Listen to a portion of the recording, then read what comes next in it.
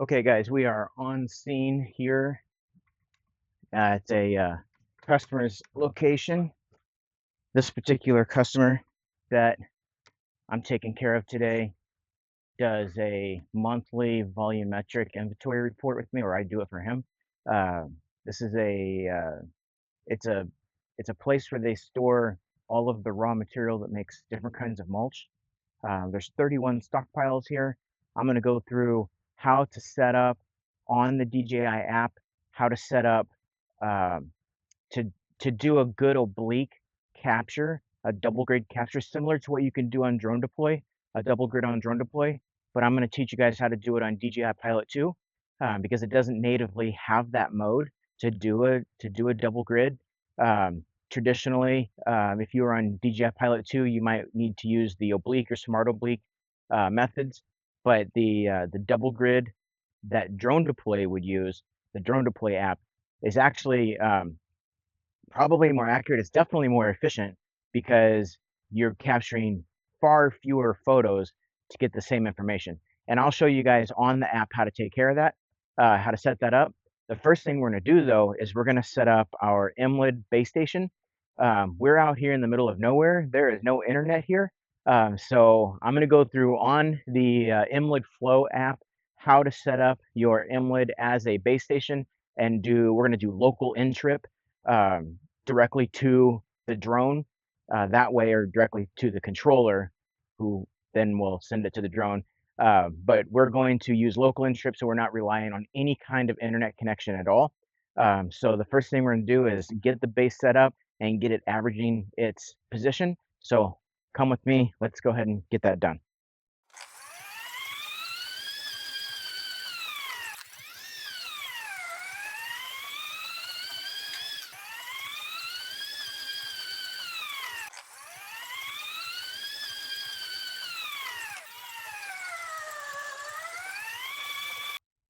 Okay, now here on the Emlid Flow app, it's looking for available receivers. We're just waiting for this receiver to boot up. And once it fully boots up, which it is not yet, it'll show up here. And then I'll show you guys how to set up this. So my RS2 is already set up in the app as a base station. My RS3 I have set up as a rover, and you can set that up in the app. Here it is. There's my RS2. It's an RS2 Plus actually, base. I'm going to go down to base settings. And one thing that's very important here, since this tripod is not always the same height, because you can see that the legs don't have brackets on them. Once you get it level, you want to go ahead and measure the height. And I'll show you how to do that here, or how I do it.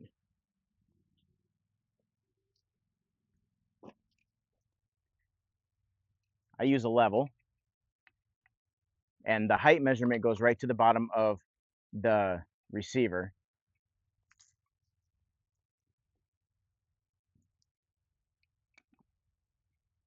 And I measure it in centimeters because that's what the app wants. And we can see here, this is 166.5 centimeters. So that's going to be 1.665 meters is what you're going to see in the app.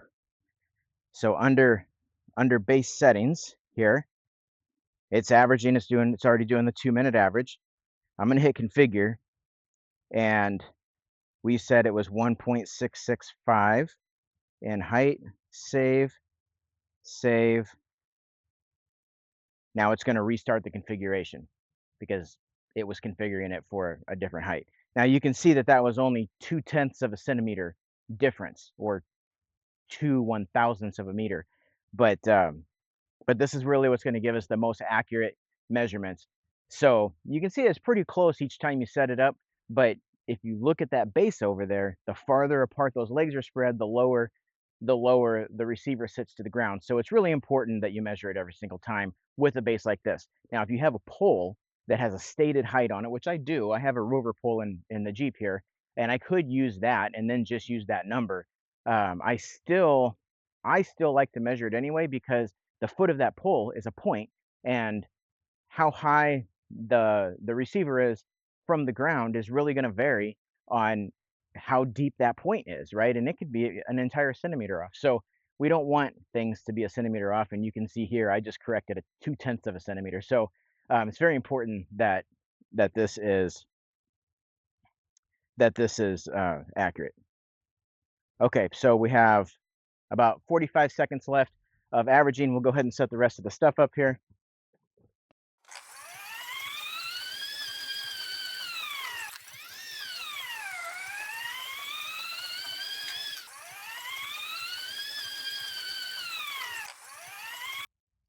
Before I even get the drone out, I'm going to walk you through setting up. I've already set up the double grid because I've flown this particular property multiple times.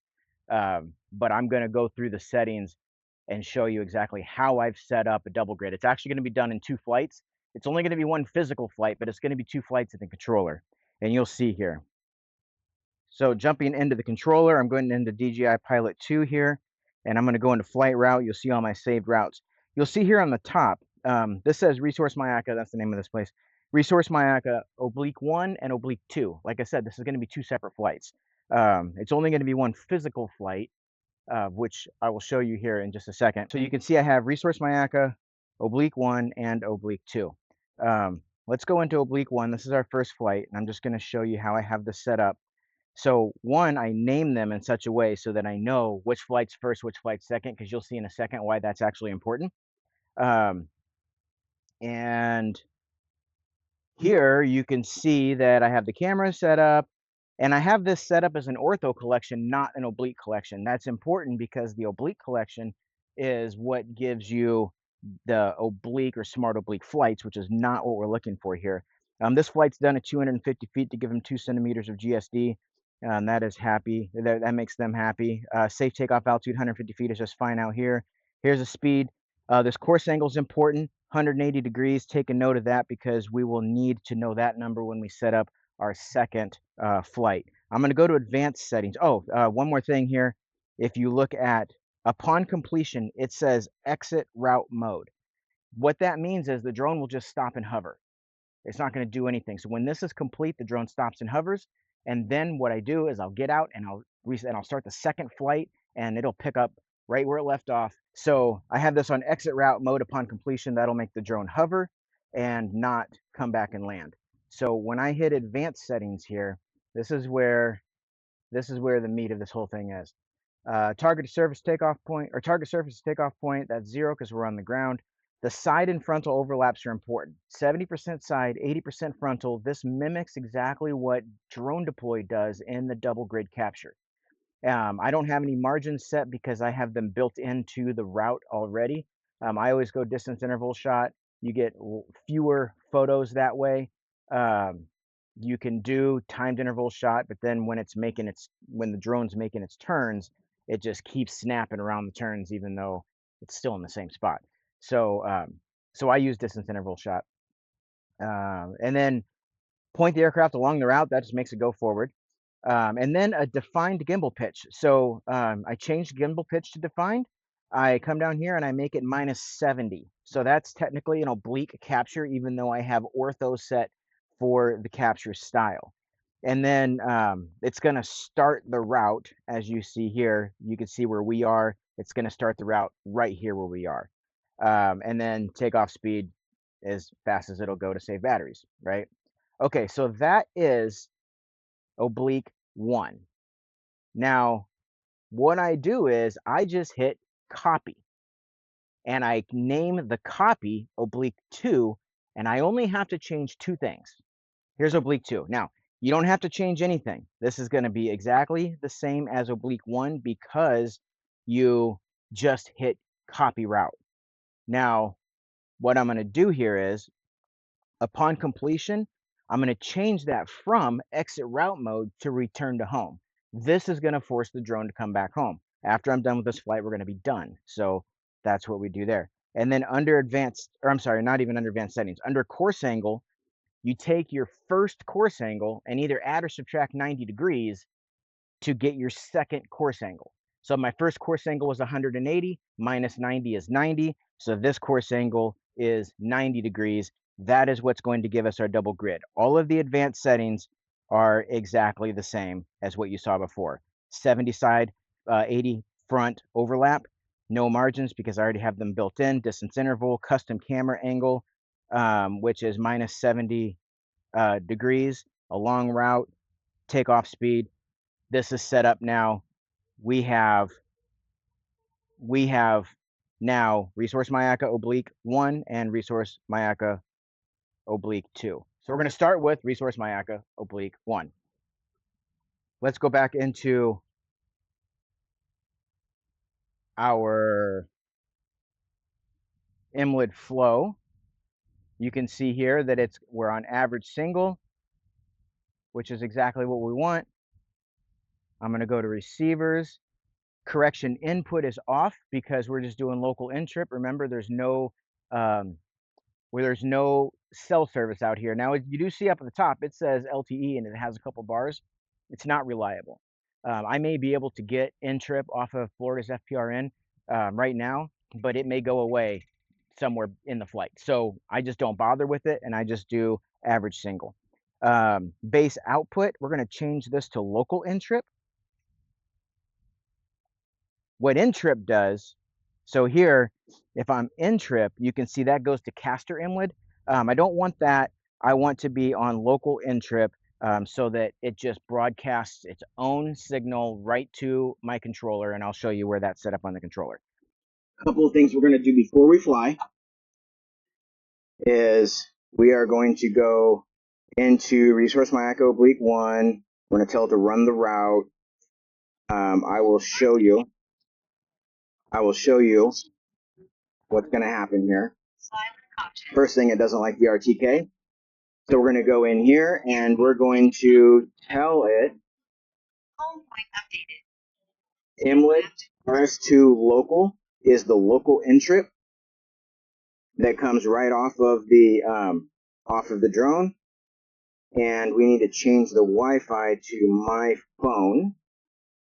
So now base, the Emlid, and the controller are connected to my phone. Now when I go in here, it still says not connected. So what I'm going to do is I'm just going to change the NTRIP and then change it back. Local. Now it says converging. You can look down here at the deviations and we'll just wait for it. It is converging onto, looks like we just connected. There we go. So now we have connected, and you can see the deviations down there are all under a 10th. So that is perfect. So I'm going to go ahead and go into the aircraft.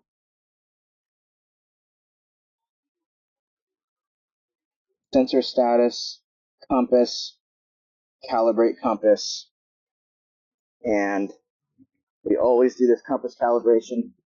We'll stand kind of right in the middle between all the cars here. We are far enough away from the cars.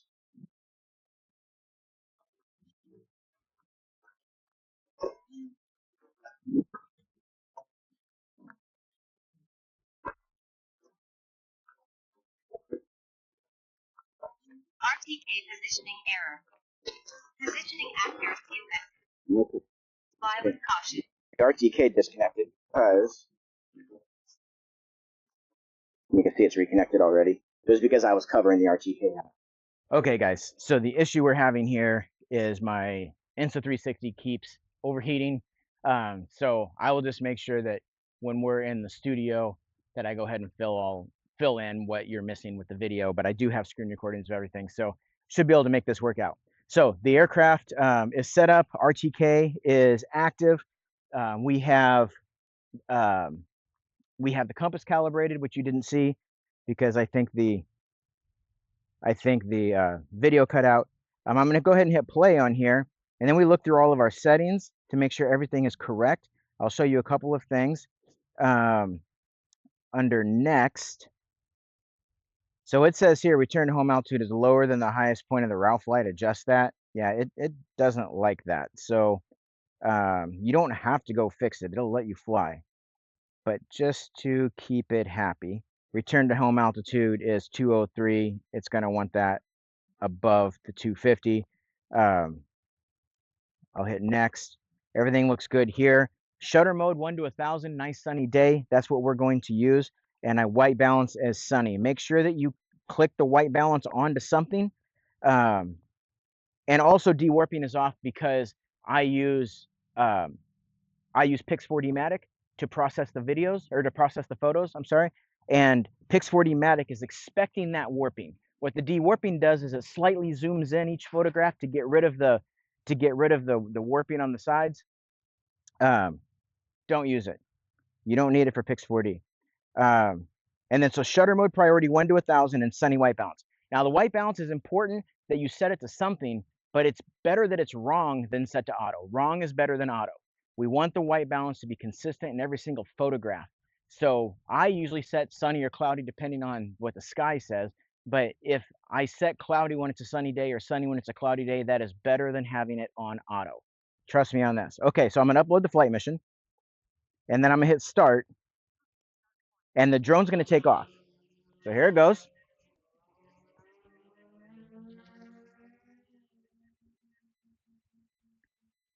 And then I'm going to show you something. I'm going to switch to camera mode. And up on the upper right-hand corner, you see this strip that says ISO, shutter, all of the things. That AE is auto exposure lock. And this is important. So what I do, my technique is I wait until the camera goes nadir. Well, it's not actually nadir, it goes to -70 in this case. But I wait for it to take about 2 photos and then I'll click auto exposure lock. That way, every photo is exactly the same exposure. So here we go. There's a couple of photographs. Auto exposure lock, you see it turn yellow. What this is going to do is it's going to keep the ISO and the f-stop the same throughout the whole flight now. So it's exposed correctly, or at least it's exposed correctly in the beginning. But either way, what you don't want is you don't want the f-stop changing up and down in every photograph, because then Pix4D or whatever drone deploy or whatever you're using to process the photos is going to have a harder time with the different focal lengths. So it still will give you a product. However, just to keep everything consistent and a good workflow is going to be always to keep that auto exposure lock on, so that every photo is the exact same focal length with the f-stop and the exact same ISO, and that seems to always just work out better. So here the drone is doing its thing. It's a relatively short flight. We're going to go ahead and go to the map mode. You can see here that we only have 7 minutes left remaining, and it's going to go. One thing I didn't go over in the setup videos, or the setup one, that is something that I do. You don't have to do this, but I do it for battery conservation. If you follow this green line back and forth, back and forth, back and forth, what you'll find is we're going to stop up here in the northeast corner. So what I'm going to do when I set up oblique 2, I set the start route or the start point up in the northeast corner. So it's hovering really close to its next start point. It defaults down close to where we are, down here in the southwest corner. So if I didn't change that, it wouldn't be a deal breaker. All that would happen is the drone would stop in the northeast corner. I would load oblique 2, and then it would fly all the way back here to the southwest corner and then start the mission. I just prevent that by setting the start mission point up in the northeast corner for oblique 2, and that way it's already there. So you'll see that once we get there. So here we are, and we wait.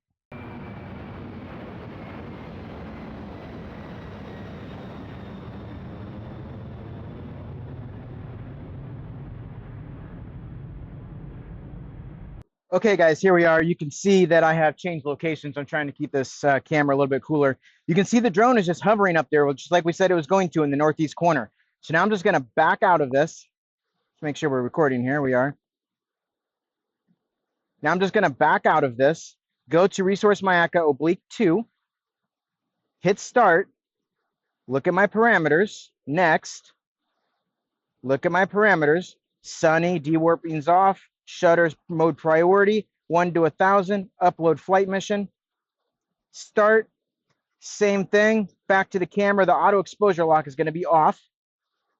It's going to the start point up in the northeast corner, just like I told you that we would start it there, so it doesn't have to travel across the work area, wasting battery. It's going to take a couple photos. Auto exposure lock on, and we're off. It's just going to do the exact same thing again.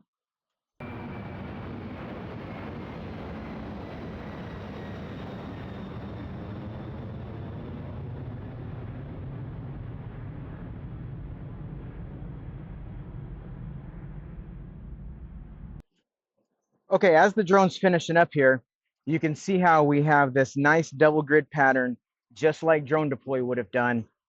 It's literally exactly the same thing, minus 70 degrees, 80, 70 overlaps.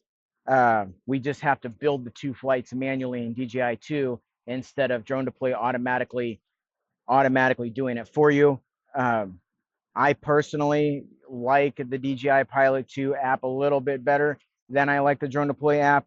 I don't use the drone deploy processing software, so to me it just makes more sense doing it this way, and it's just as easy for me just to hit duplicate, change the action after the mission is complete to return to home, and then change the flight direction 90 degrees, and then hit save, and then you're done. Then you just run the first one.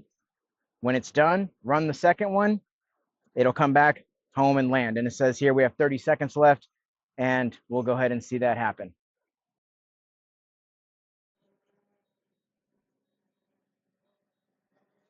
And here it comes for a perfect RTK corrected landing on the landing pad. We've completed the mission with 37% battery left in the drone, and life is good. All right, we're all done. Let's go ahead and get this shut off.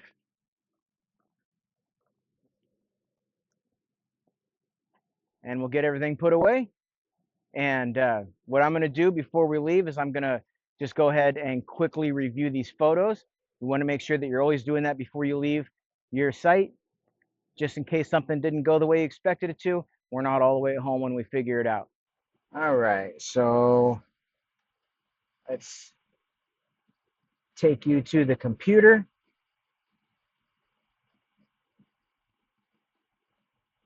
You can see here's our SD card.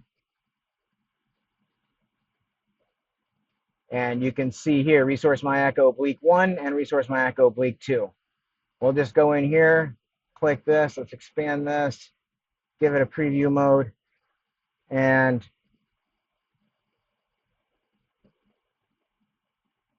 you can just click and make sure we have representative photos.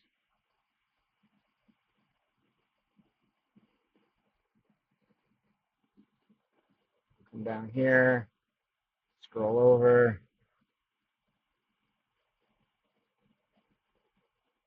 And we don't have to look at every single photo.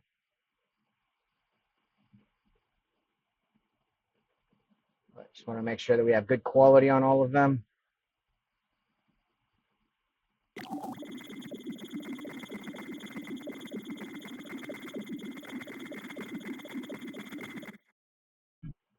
Oh, these all look good. Let's go to the end.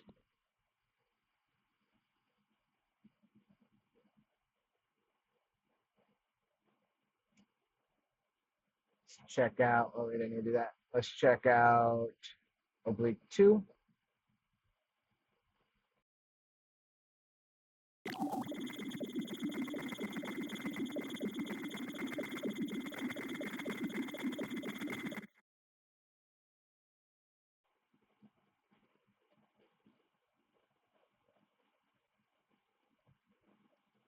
And when we process this, I'm going to go into, I will take you guys into Pix4D and show you how to do the processing and the volumetrics. Okay, all these look good. All right, let's go home, put it through the processor, and get it taken care of. All right, guys, we are back from the field. Right now, all I'm doing on the computer is I'm transferring the two folders, the Resource Mayaka /1 and /2 folders that the aircraft created on the SD card. I'm transferring them over to my hard drive. I use a MacBook Pro to run Pix4D Matic. It's, I believe, the only local processing photogrammetry software that works on MacBook. And I have the M4 Max processor in this computer. I do have a PC that I also use, but for most processes, the M4 Max processor is at least just as fast, if not faster. So in some of the point cloud rendering and whatnot, the M4 Max processor is a little slower than the PC processors with the dedicated graphics. However, this computer is so much faster at some of the other processes that the entire project takes about the same amount of time, and or within just minutes of processing time one way or the other. And I like using my MacBook better. So so that's what I do. So right now the last file is being transferred over. The reason I transfer them onto my local hard drive, even though I don't store my files on my local hard drive, the read-write speed between the computer and the hard drive is blazingly fast on this computer. So I do all of my processing with my photos on my local hard drive on this computer, and then when I'm done, I move them off to an external SSD drive that I archive all of my customers' projects on. So let's go ahead and dig in to this. Okay, so here you can see that I have Pix4D Matic open. And in order to start a project, it is so simple. These are my two folders that were created by the drone.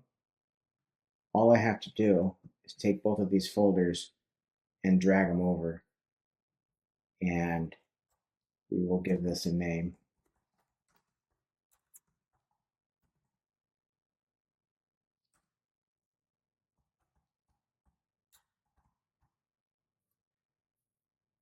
And the working folder is my path. And we are going to go ahead and pick 6443 is the EPSG code that I use. It's NAD 83 2011, and it's in US feet. And then here we go nav D 88 height US feet, and we use geoid 18, and that gives our coordinate system exactly, and that is the coordinate system that we use. So here it is bringing all of those files over. You can see, okay, so the first thing we're going to do, I don't have any ground control points here. For all of the people that are going to leave in the comments, in order to get accurate volumetrics, you have to use GCPs. I 100% agree with you. I've done a lot of work for these guys. I started off with no GCPs. This is just a monthly inventory report. The plus or minus 4% or whatever we're going to get in the volume is an acceptable tolerance to them. We did have to do a public acquisition audit. I did that flight for them several months ago, and on that flight we used 5 GCPs and 2 checkpoints so that we can really tighten the accuracy up. But of course that costs money, and this particular customer is completely okay with saving the little bit of money that they're saving by me not laying GCPs, and they're well aware that it loosens the accuracy up for the volumetrics, but for their monthly reporting, it is good enough. Now, Quarterly, we may go in with GCPs to tighten it up for a quarterly report, but for their monthly report, they've chosen to not use GCPs to save in cost. And that's perfectly acceptable. These volumes are going to be accurate enough for what they need. Now, if you're looking for survey quality results, you're absolutely right. We need to go down and lay GCPs. Some people say that you can just use one GCP, and that I've watched a lot of videos and read a lot of things that say that that is true. You can really tighten up the accuracy with one. This particular property is 45 acres. So I personally think that one GCP doesn't cover 45 acres. So when I lay GCPs on this property, and as I said, I have before, I use 5 GCPs scattered around the property, and then I use 2 checkpoints to verify the accuracy of those GCPs. I will do another video later really get into ground control points and checkpoints and what the difference between the two are and why the checkpoints are necessary. But for the purposes of this video and for the purposes of this project, this is a no GCP project. So here you can see we have 759 photos. And the first thing we're going to do here is we are going to go into calibration. Now, it says select a processing template. Remember, when we built the mission in DJI Pilot 2, we built it as a nadir mission. And that's because I didn't want the drone to fly its programmed oblique flights. We were manually setting up the oblique flights. But since the gimbal angle on all these photos are -70 and they're not a nadir gimbal angle, we actually have to choose oblique here. And then we're going to go into calibration. And here we have some options as to what template we want to use. I generally use large scale encoder unless it's a very small area. If I'm doing 10 acres, I'll come down here to map. And if I'm doing digital twins, I'll use model. I have used Pix40 Catch to integrate into the digital twins. There you'd use Pix40 Catch. So there's a bunch of models here. But anything over 10, 15 acres, I use large scale encoder. It processes a little bit faster.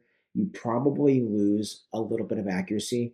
I can't verify that you lose a little bit of accuracy. If you guys are sure one way or the other, go ahead and post it down in the comments. The map takes a little bit longer. Again, it's for smaller areas. So I am going to select large scale encoder and pipeline, scalable standard, and standard. So scalable standard is what is default for large scale encoder. And if I go to map, you can see standard is default for that. So again, this is all about how many photos do we have. I mean, here we have almost 800 photos over 45 acres. I'm going to use the large scale and the scalable standard. The accuracy reduction in the scalable standard is negligible.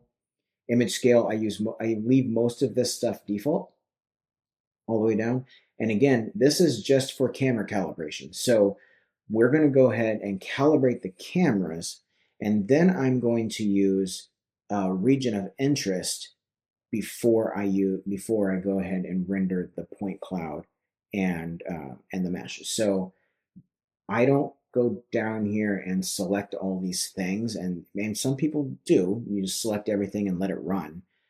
I like to do this one step at a time, or at least I like to do this calibration step first. And then after the calibration step is done, I'll go ahead and run the rest of it. But I want to set up a region of interest before I run the point cloud, just to reduce the amount of processing time it takes and the amount of data that has to run through. So 759 images down here. This tab tells you what you've done so far, or what's the process that's currently happening. So right now, all we've done is add the images. And we've set a project coordinate reference system down here. You can see that. And we've named it. So that's all we've done. And this is always in reverse order. The most recent thing you've done is at the top. So get rid of this. And again, we're just going to do the calibration. We're going to hit start, and we're going to let it go. This is going to take a little while for almost 800 photos. And we will just come back in a little bit. Okay, it looks like we're complete with the calibration. Now let's move on to the next step in the process. Get rid of these. And if we go to sizes, bring the point size all the way up, and then we go to what we're seeing, and we're going to turn the cameras off. We don't need cameras. We're just going to leave automatic tie points on, and then we have to go to 3D over here. And we can actually bring that down. And now what we have are just the cameras. This is not a point cloud or anything like that. But I'm going to use this to set a region of interest. So I'm just going to click region of interest, and we're going to draw a box around the property. I'll start down here. And we can kind of modify this.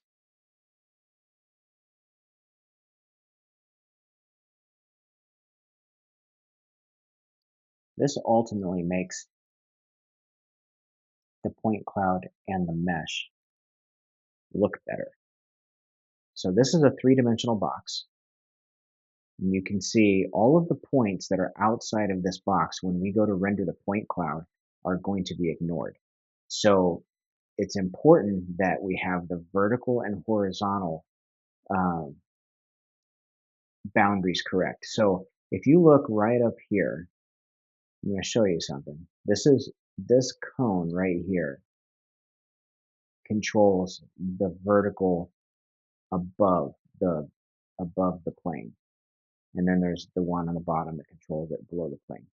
But look at these stockpiles right here. See how they're not shaded yellow? That's because we have this down too far. So we need to make sure that we have this high enough to include everything. Because if we have it down here and then we render this, it's going to cut the tops of every one of those off. And we certainly don't want that. So we're going to bring it up just to where everything is shaded yellow. And if you want, you can really zoom in on this, get a better look at it. I like to have it zoomed out and look at the entire property to make sure I'm not missing something. We can do the same thing on the bottom. So again, the bottom becomes important if you have a construction site, especially if it's a quarry or if there's lakes or anything in the construction site. If you have like this, you're not going to get the very bottoms of those lakes. So again, I bring it down just until everything I want. And you can see right in the corners here, it's kind of where we first lose. So I want to make sure I have everything. I think the very lowest thing it looks like is this right here. So you can see right there I lose it, and there I have it back. Now you don't want them super thick either, because there could be extraneous points through here that we would want to ignore. So that is the vertical component. We just click on the box, we get all of the corners back. And if we needed to, we can go through and we can adjust the corners. As a matter of fact, I'm going to bring this one out. You can even add a corner or add a point. I don't think I need to on this one.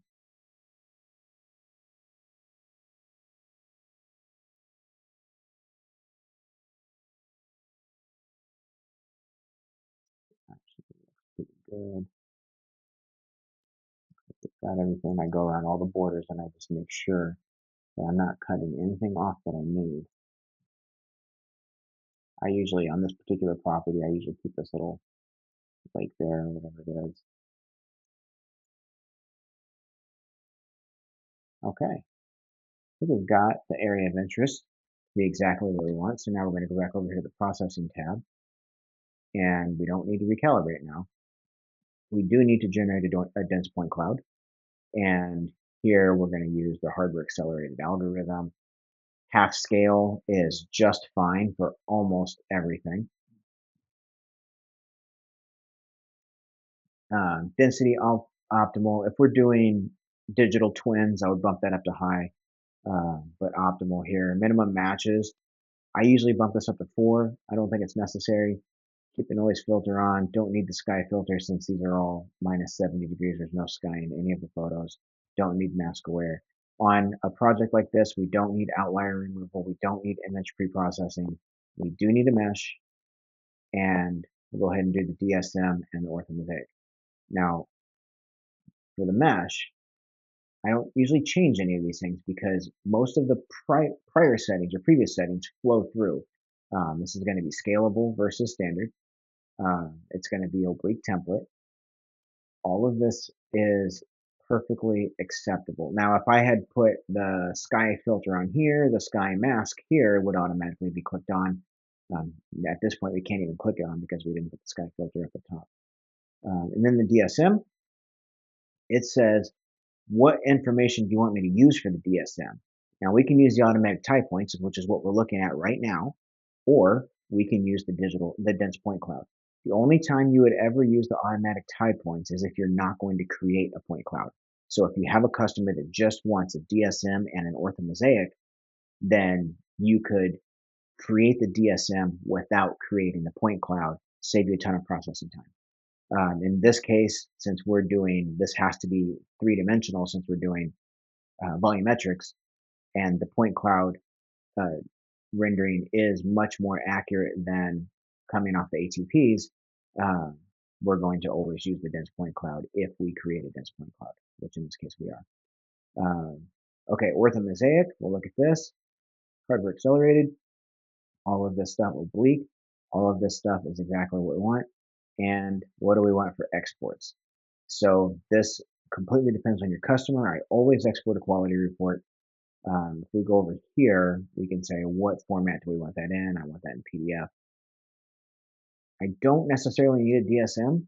I do need an orthomosaic to show them though, and they don't have software to put this in. They're not putting this in any kind of CAD software or any kind of geospatial software. So we're just going to give them a JPEG. 90% quality is about half the file sizes of 100%, and you can't even see the difference. So it defaults to 90. We go with 90, image size large. So now this is going to export a quality report in PDF and an orthomosaic in JPEG. And that's all I need for exports to deliver to them. The orthomosaic is going to go in the report. Another thing that we do, since there's 31 to 32 stockpiles on this property, every one of these are different stockpiles. And since they sometimes change from month to month, I actually have to send him the orthomosaic and he has to label the stockpiles for me. He sends it back, and then I will go through and I will generate the volumetric report with the exact labels of how he wants them. So, and by the end of this video, you're going to see the report as well. So we can start this process. So we are going to generate a point cloud. We're going to generate a dense point cloud, a mesh, a digital surface model, an orthomosaic, and two exports: the quality report and the JPEG version of an orthomosaic. So we'll go ahead and start that. And you can see down here in the processing tab that now we're processing. Notice this thing keeps a log of everything you've done. So every time I changed the region of interest, it's in here. So you can always go through here and see what you've done and what you haven't done. We can bring this up and we can really just take a look at everything that's going on here. So this is the dense point cloud generation. It tells you all the parameters that you selected. The Apple always says no GPU device found. And we're off to the races. I'll see you in a little bit.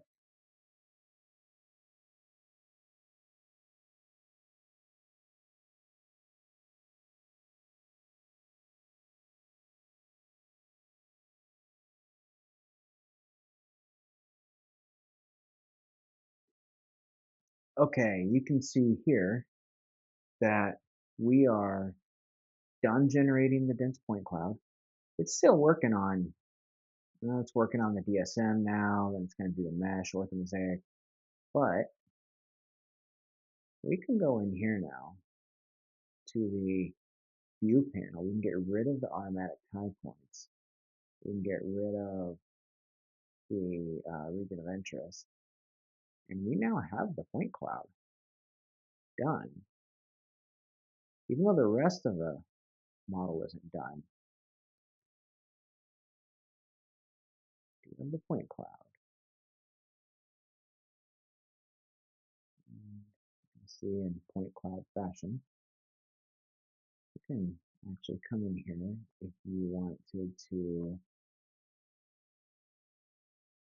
use the point size, and we control this to however you want it to look. This is probably that right there, because we don't use the point cloud for really viewing. Point clouds more for measuring. This is what their stockpiles look like. And you can see that that double grid with an 80-70 overlap and a negative 70-degree gimbal angle really produces a nice 3D model. We can actually go through and calculate the volumetrics right now, but what I'm going to do is let this continue to finish processing. Okay, so we can see here, this is our viewer mode. We're in 3D, here's 2D. Over here we can check or click on exactly what we want to see. So here's our orthomosaic that we talked about. We can look at the digital surface model if we want. We're interested in the 3D thing, so here's the mesh. And you can see we can really get in here and it does a pretty good job. These are all sticks and branches and whatnot. So the next thing we need to do is define the volumes. Now, what my workflow with this particular customer is I'm actually going to send him the ortho, and he's going to mark exactly what is in every stockpile. But what I'll do is I'll throw a few volumes down so you guys can see that. So the way we do that is we come up here to the measurement tool, which is right here, and then we click volume. We can also just click V. So now it says, hey, draw something. Okay, we got that. We can draw something. Let's take this pile right here. So we just start clicking, and we're left clicking here. Every time we left click, it'll lay a point down.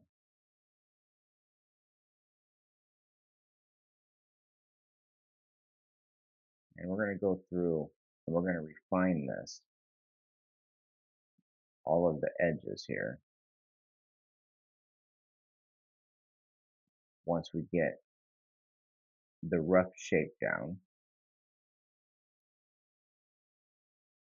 we right click to end it. Here's our layer, volume. And we can tell it to compute if we want. We don't want it to compute just yet. So here, I would make a description. I don't know what this is. I think this is unprocessed green waste. So APGW is what we'll call that, and then I'll make it number 1 because there will be 5 or 6 of these, and use various as tie points. We don't need that, and it doesn't calculate the volume until you tell it to. So let's get in here. Now this is where we really get into the accuracy of all of this, because we just really get down in here and we make sure that we can adjust these.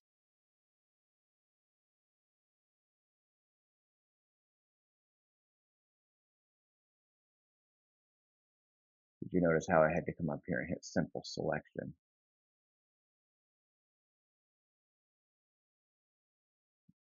Even with simple selection, we can add points just by clicking the line.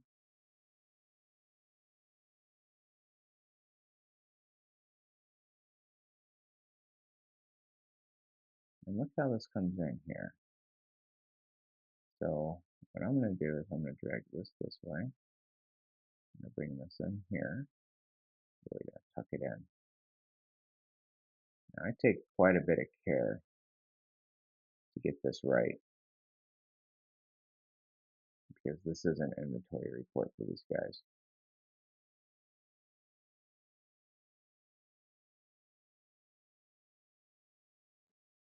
See how this goes up and down?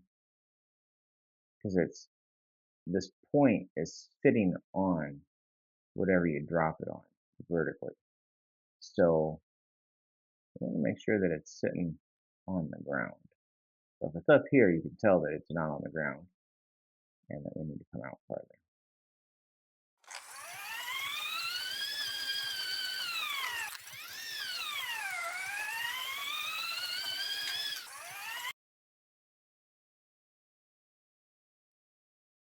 That looks pretty good. So we have the mesh selected. Get rid of the mesh, bring the point cloud in. It can't compute the volumes on the mesh.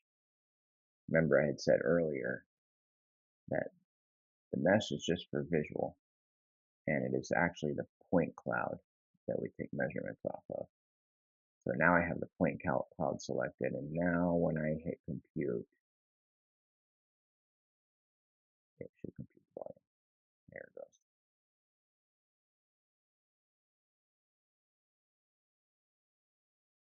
Okay guys, so a couple more things I want to show you about the volumes here. If we click on the volume, all the information about it is going to come up over here.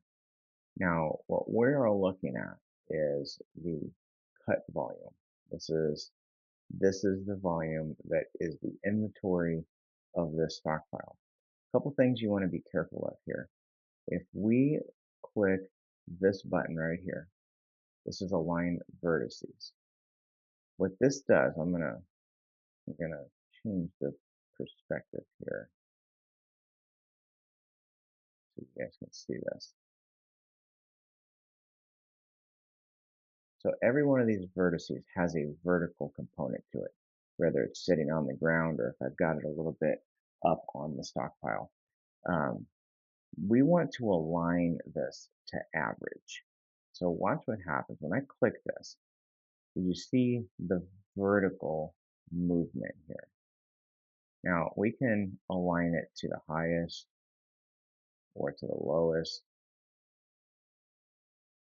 but best practices are to make sure you come in here and click this and align to average.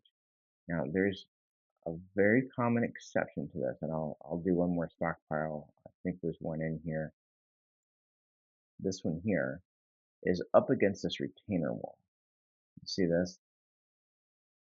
So when we draw this volume around here, these vertices along this wall are going to be up higher. They're not going to be on the ground.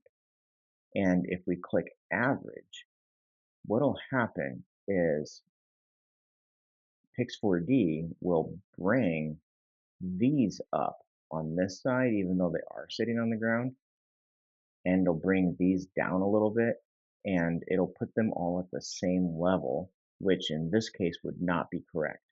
But in this case, we will pick lowest.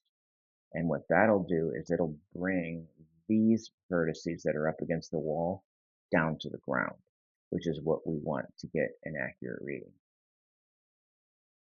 Now, this thing's going to be tricky.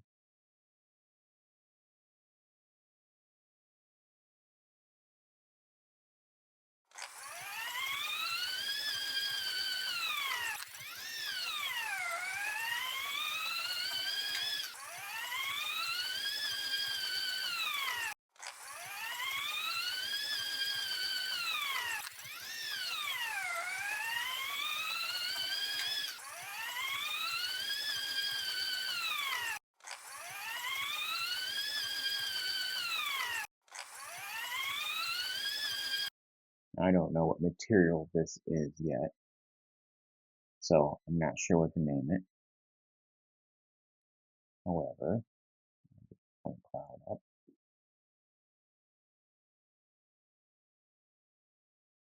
down here. Watch these vertices in the back by the wall here. If we align everything with the highest, you'll see everything come up, and with the lowest, you'll see everything go down. And then the average, it'll actually slope the base from here to here. We don't want the base sloped because the ground is flat. So what we're going to do is we're going to use lowest. It's going to anchor everything down to the ground here to ensure that we are getting the entire volume to the ground back here by this retaining wall. Now, we can go over here, we can tell it to compute the volume. It will do so. And this volume is 5273. So I will go ahead and get the rest of these done. I'll send him the ortho so he can label every one of these, and I'll show you the report here in just a second. Okay guys, now that we have everything processed, I'm going to show you what it looks like in Pix4D, and then I'm going to show you what it looks like on my report. So first, let's go to Pix4D. So now that we have all of the stockpiles identified and labeled, I actually, over here, you can see on the left side of the screen that I put each material in a separate layer, and I color code the layers. That the color coding on the layers is similar to what I have on the report, and these were actually the very first colors he sent me the very first time he identified all of the stockpiles. But you can see here I have the point cloud. I actually have the point cloud and the mesh kind of layer on top of each other just to give the most consistent visuals. But you can see that on this, on the left side here, I have compost is green, mulch, sand. This is unprocessed palm trunks, unprocessed green waste, unprocessed wood waste. I turn them all off, and I can actually just turn them on one at a time. There's the compost, there's the mulch, there's the sand up there in the corner, the tree trunks, the palm trees are up on the northwest corner. There's the green waste, and there's the wood waste. So when I turn them all on, it looks like this. And I'm going to show you a couple of different things. First, I'm going to export a report. And I'm really just doing this to show you why I don't deliver this report to the customer. So this is just a custom report here in the reports tab. This is the reports tab. Click custom report. You can name it whatever you want. I'm not going to worry about the name because I'm not going to deliver this to the customer. I'm really just doing this to show you why I don't deliver this to the customer. So here it is, exporting. Once it's done exporting, it will show up in the exports folder. Okay, so here we are with the report the Pix4D exports out, and you can see it shows the coordinate system, the company. It throws my custom logo up here, and that's all nice. This overview plan, this is one of the first reasons that I don't deliver this to my customer. Even though it is color coded the layers, just like you saw in the point cloud in the program that I was just showing you, it doesn't label them correctly. You see this unprocessed palm trunks says volume 1, but the unprocessed wood waste over here says volume 1. And this one says volume 1, and the mulch says volume 1, and the compost says volume 1. And what it has done is it's restarted the numbering system for each particular layer. So this red layer, we have volume 1, volume 2, volume 3, volume 4, volume 5, but then the yellow layer is volume 1, volume 2, 3, 4, 5, 6, and so on and so forth. And even in these rows here, you can see that the tags overlay each other. You can't really tell. I mean, you would assume that I would have went volume 1, volume 2, 3, 4, 5, and I did, but you can't really tell that by looking at this because these labels are all overlaying on top of each other. So I just think this looks really messy, even down here as well. It's doing the same thing. I just really don't like this. Excuse me. Um, and then the second reason is this right here. Here we have compost, right? Volumes 1 through 13. There's the cut volume. That's the volume I told you we needed. But then we have a fill volume, a net volume, and total volume.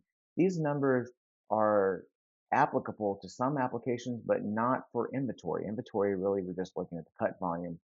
And the other thing, so there's just a lot of information here that is confusing to the client that they don't need. But another thing I don't like is I'm only, we're only within like plus or minus 4% on these volumes, which is 40 cubic feet in 1,000, right? But here, this is let's see, this one's pretty close to 1,000, 1103. We're down to the thousandth of a cubic yard when our error rate can be plus or minus 40, or in this case, probably 44 cubic feet. So this could be anywhere from like 11 or 1060 all the way up to 1150, right? To stay roughly plus or minus 4%. So if we can be from 1160 I'm sorry, from 1060 to 1150, and anything in there is acceptable, why are we going out to the thousandth of a cubic yard? I just think that the fidelity here isn't realistic. I don't like all of the numbers that it's giving the client because it doesn't matter. Now, one thing that is nice about this report is every one of these volumes, again, lots of numbers that they don't need. Here's the 2D area, the 3D area, perimeters, elevations. None of this is relevant to the client. What is nice is that it gives a photo. It zooms in on each volume in the in the point cloud.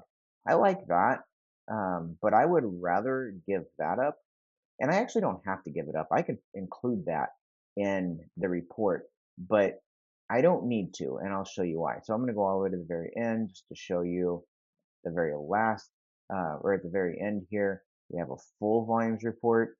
This is completely useless. Look at this, volumes 1 through 13, and then volumes 1 through 5, and then volumes 1 through 3, and then 1 through 4. This is completely useless to the client. So I do not deliver this report. Instead, I deliver this report. And this is a custom report that I've designed. And you can see here it has my, the company name, report prepared for, contact information, executive summary. This is kind of going through some of the parameters. Like, for example, I'm only telling you the volume above ground. That's why we're just looking at the cut volume. How many stockpiles were surveyed? This is the total material volume of the entire yard. Here I depicted my plus or minus 4%.